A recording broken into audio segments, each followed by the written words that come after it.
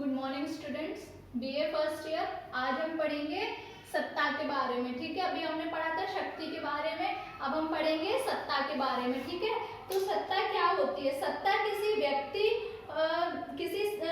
संस्था, नियम या आदेश का ऐसा गुण है जिसके निर्देश को सही या प्रमाणित मानकर स्वेच्छा से प्रयोग किया जाता है। ठीक है, किसी व्यक्ति, संस्था, नियम का आदेश। ठीक है, सत्ता क्या है? किसी व्यक्ति, संस्था या क्या है, किसी नियम, कोई नियम बनाओ, उसका आदेश का पालन करना। ठीक है, और वो भी कैसे? अपनी स्वेच्छा से। जब हम किसी भी व्यक्ति के आदेश का पालन करते हैं या किसी भी संस्था के आदेश का पालन करते हैं, कोई भी नियम का पालन करते हैं, कैसे करते हैं? अपनी स्वेच्छा से करते हैं, तो उसे क्या बोलते हैं? उसे सत्ता बोला जाता है। ठीक है, सत्ता के दो घटक हैं, शक्ति और वैधता।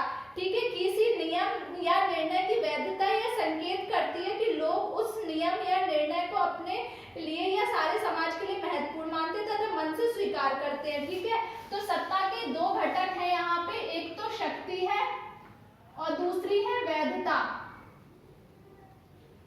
वैधता, ठीक है, तो अगर हम किसी भी व्यक्ति, संस्था या नियमों का पालन करते हैं तो इसका मतलब क्या है कि उन्हें हमने सहमति दे दी है, वैधता दे दी है। ठीक है, वैधता के आधार पर सत्ता का जो भी प्रयोग होता है वो कैसा होता है? वैधता के आधार पर ही होती है। मतलब कि जब शक्ति को वैधता मिल जाती है, जब शक्ति को अथॉरिटी मिल जाती है, पावर को लीगलिटी मिल जाती है, वैधता मिल जाती है, तब जाके वो क्या बन जाती है?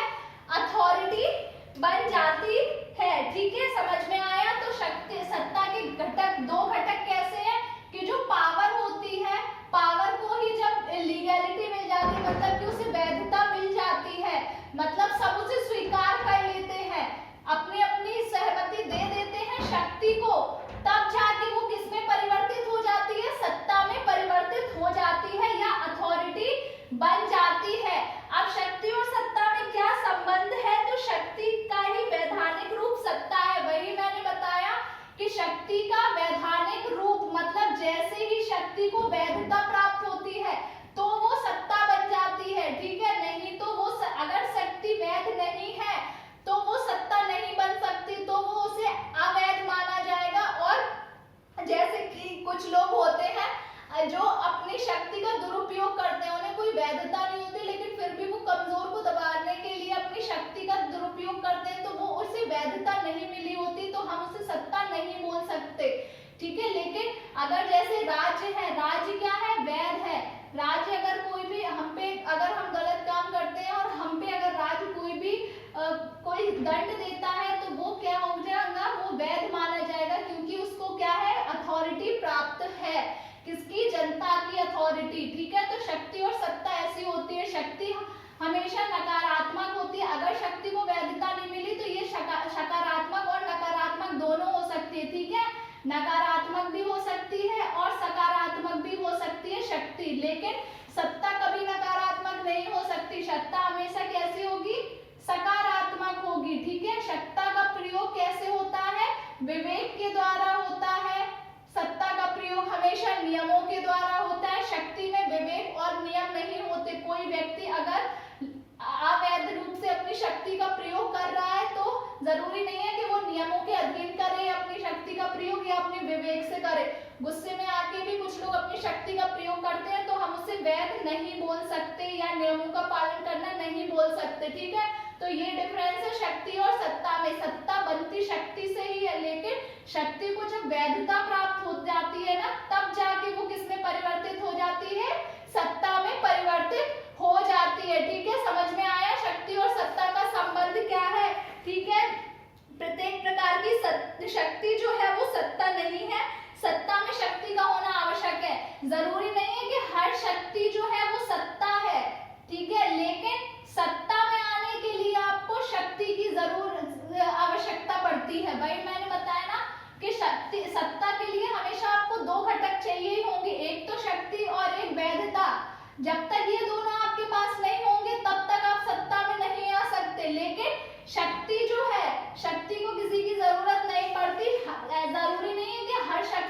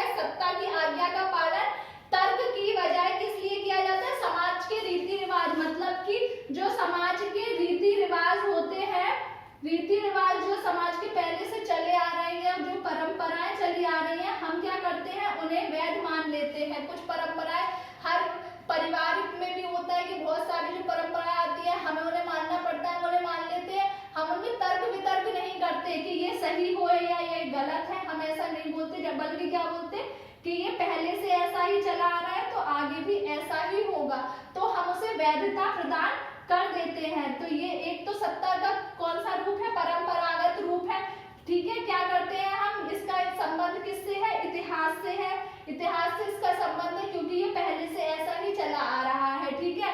हम इसमें तर्क वितर्क बिल्कुल भी नहीं करते।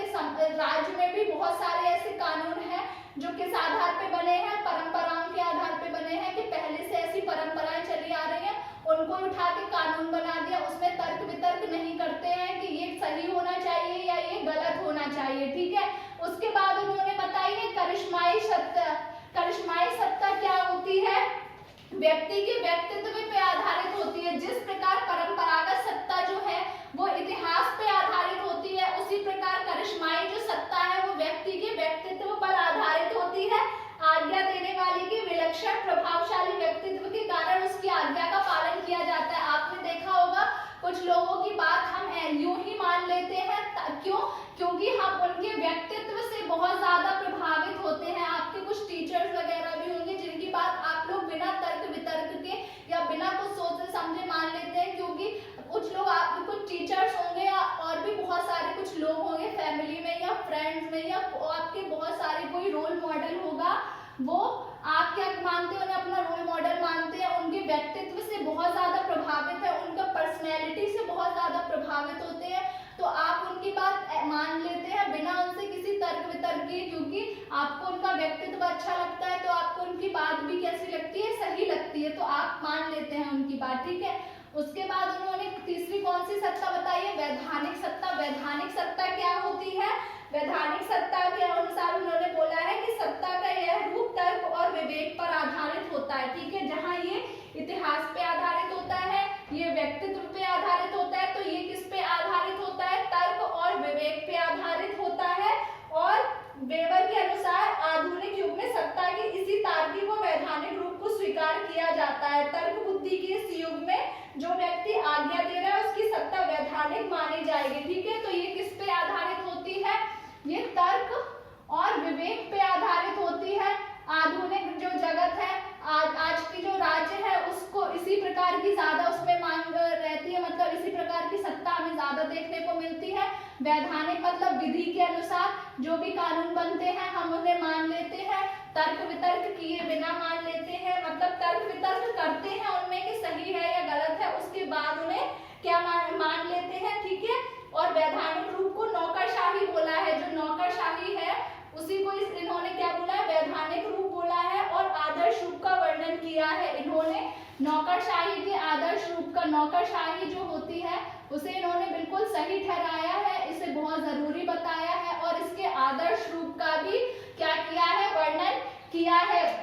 तो अब हमें क्या समझ में आता है, सत्ता, सत्ता क्या है, सत्ता जो होती है वो क्या होती है, अथॉरिटी होती है और सहमति होती है, किसकी सहमति, उस सत्ता जो शक्ति होती है उसमें जब सहमति मिल जाती है या उसे वैधता मिल जाती है तो वो क्या बन जाती है, वो सत्ता बन जाती है, ठीक है। और सत्ता का प्रयोग कैसे होता है, क्या क्यों होता है, क्योंकि हम उसे अपनी वैधता या सहमति देते हैं जब कोई व्यक्ति, संस्था या किसी नियमों का हम पालन करते हैं, क्योंकि वो क्या होते हैं, पूरी तरीके से वैध होते हैं, उनकी जो बातें होती है या उनके जो नियम होते हैं वो वैध होते हैं। शक्ति और सत्ता में अंतर मैंने बता दिया कि सत्ता को शक्ति में क्या होता है कि जब शक्ति को वैधता मिल जाती है तो ही वो सत्ता में परिवर्तित हो जाती है। जरूरी नहीं कि हर शक्ति सत्ता हो, लेकिन सत्ता में आने के लिए आपको किसकी आवश्यकता होती है, हमेशा शक्ति की आवश्यकता